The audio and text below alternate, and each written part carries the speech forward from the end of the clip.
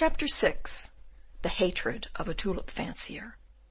From that moment, Boxtel's interest in tulips was no longer a stimulus to his exertions, but a deadening anxiety. Henceforth, all his thoughts ran only upon the injury which his neighbour would cause him, and thus his favourite occupation was changed into a constant source of misery to him. Van Baerle, as might easily be imagined, had no sooner begun to apply his natural ingenuity to his new fancy than he succeeded in growing the finest tulips. Indeed, he knew better than any one else at Haarlem or Leyden, the two towns which boast the best soil and the most congenial climate, how to vary the colours, to modify the shape, and to produce new species. He belonged to that natural humorous school who took for their motto in the 17th century the aphorism uttered by one of their number in 1653, "To despise flowers is to offend God." From that premise, the school of tulip fanciers, the most exclusive of all schools, worked out the following syllogism in the same year: To despise flowers is to offend God.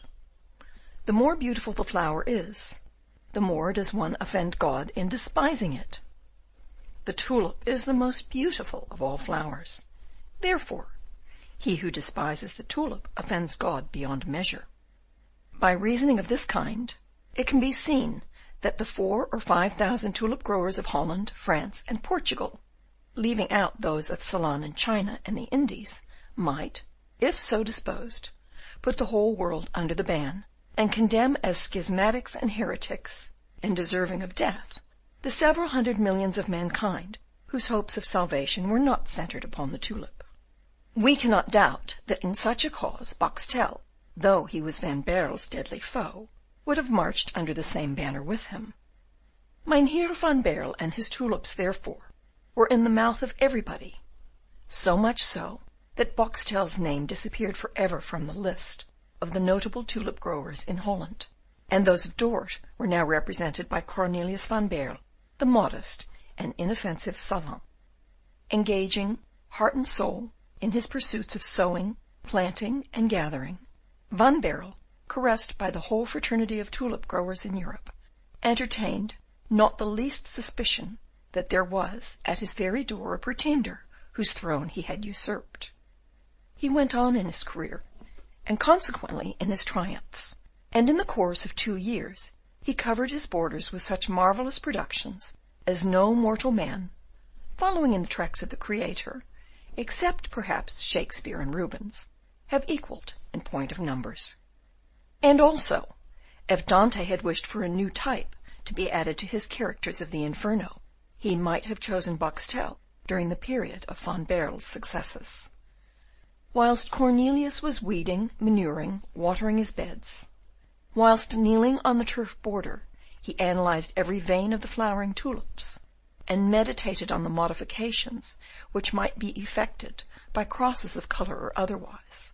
Boxtel, concealed behind a small sycamore which he had trained at the top of the partition wall in the shape of a fan, watched, with his eyes starting from their sockets, and with foaming mouth, every step and every gesture of his neighbour, and whenever he thought he saw him look happy, or descried a smile on his lips, or a flash of contentment glistening in his eyes, he poured out towards him such a volley of maledictions and furious threats as to make it indeed a matter of wonder that this venomous breath of envy and hatred did not carry a blight on the innocent flowers which had excited it.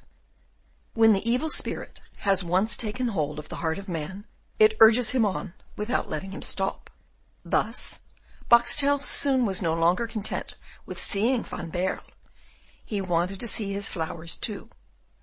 He had the feelings of an artist. The masterpiece of a rival engrossed his interest.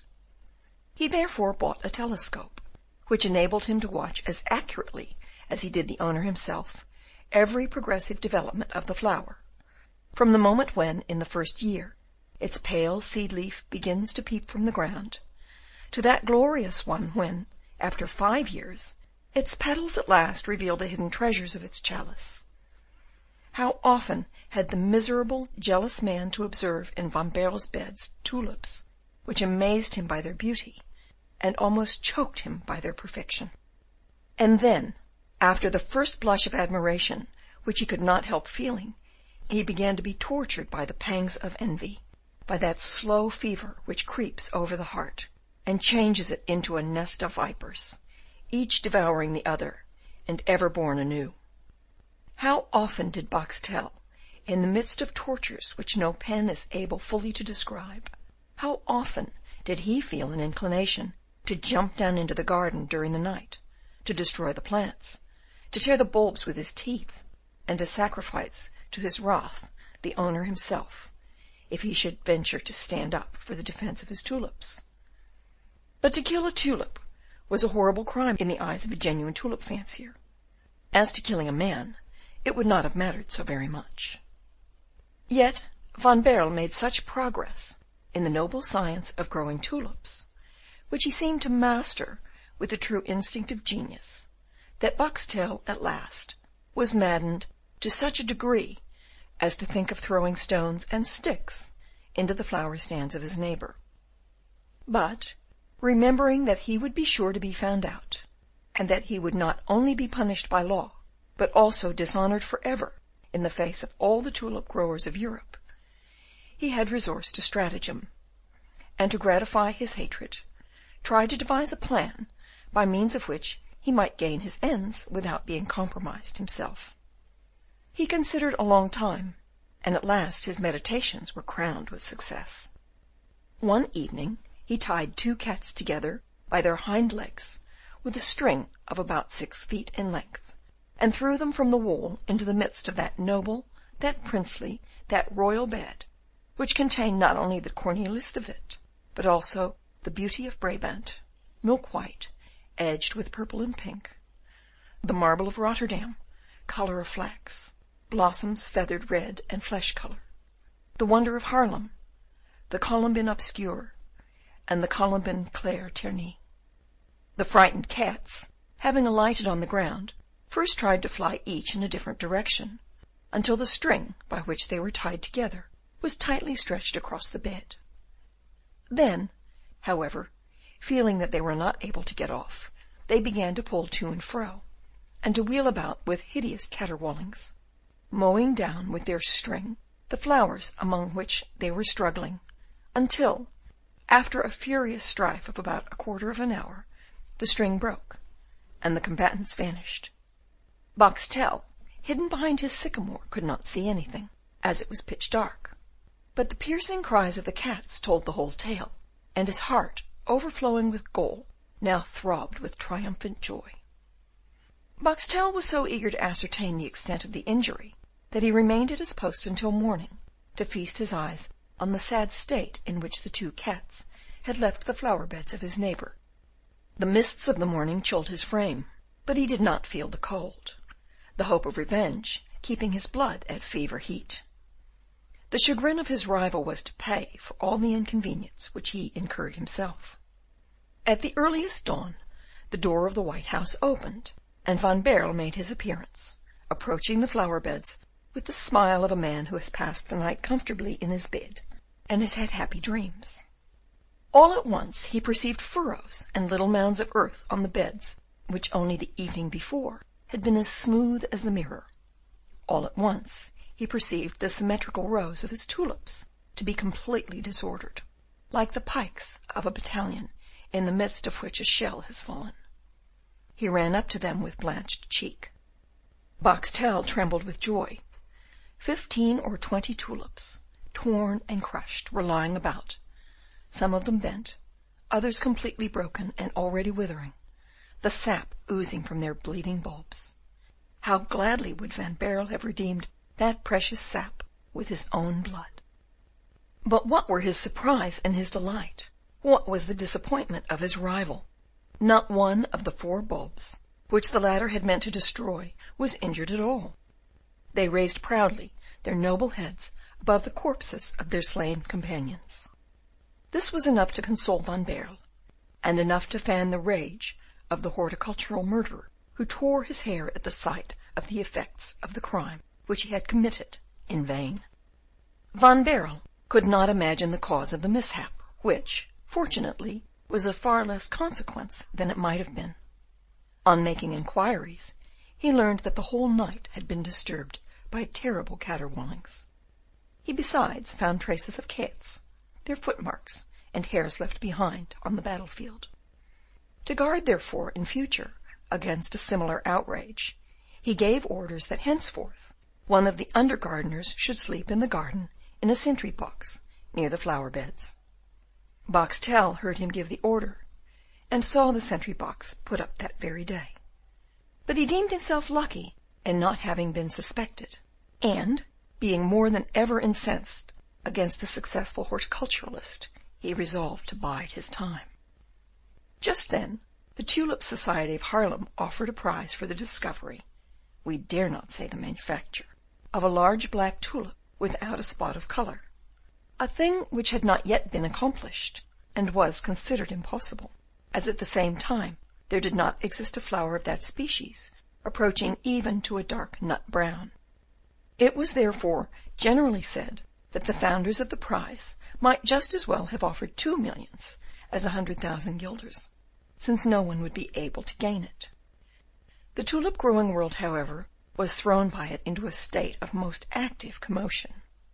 Some fanciers caught at the idea without believing it practicable, but such is the power of imagination among florists, that although considering the undertaking as certain to fail, all their thoughts were engrossed by that great black tulip, which was looked upon to be as chimerical as the black swan of Horace, or the white raven of French tradition. Van Baerle was one of the tulip growers who were struck with the idea. Boxtel thought of it in the light of a speculation. Van Baerle, as soon as the idea had once taken root in his clear and ingenious mind, began slowly the necessary planting and cross-breeding to reduce the tulips which he had grown already from red to brown, and from brown to dark brown. By the next year he had obtained flowers of a perfect nut brown, and Boxtel espied them in the border, whereas he had himself as yet only succeeded in producing the light brown.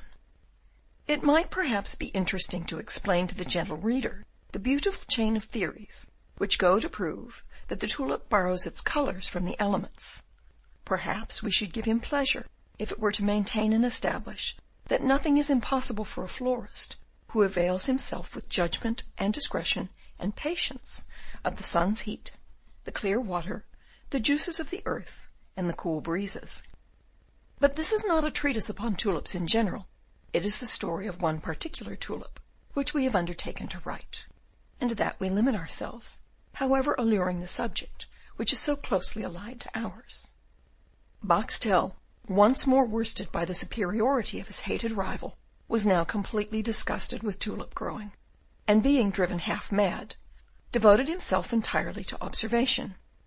The house of his rival was quite open to view, a garden exposed to the sun, cabinets with glass walls, shelves, cupboards, boxes, and ticketed pigeon-holes, which could easily be surveyed by the telescope. Boxtel allowed his bulbs to rot in the pits, his seedlings to dry up in their cases, and his tulips to wither in the borders, and henceforth occupied himself with nothing else but the doings at Van Baerle's. He breathed through the stalks of Van Baerle's tulips, quenched his thirst with the water he sprinkled upon them, and feasted on the fine soft earth which his neighbours scattered upon his cherished bulbs. But the most curious part of the operations was not performed in the garden. It might be 1 o'clock in the morning when Van Baerle went up to his laboratory, into the glazed cabinet whither Boxtel's telescope had such an easy access, and here, as soon as the lamp illuminated the walls and windows, Boxtel saw the inventive genius of his rival at work.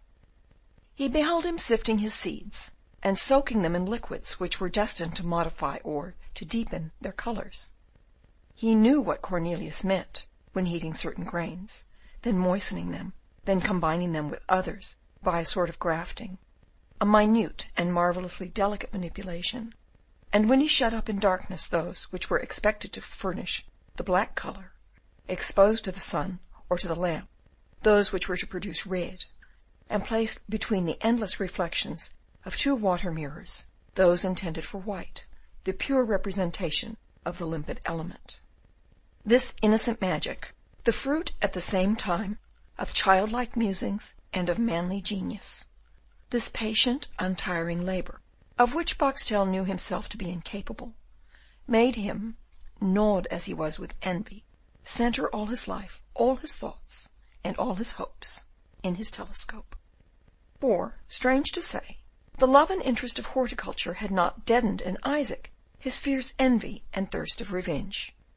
Sometimes, whilst covering Van Baerle with his telescope, he deluded himself into a belief that he was levelling a never-failing musket at him, and then he would seek with his finger for the trigger to fire the shot which was to have killed his neighbour. But it is time that we should connect with this epoch of the operations of the one and the espionage of the other the visit which Cornelius de Witt came to pay to his native town. End of chapter 6.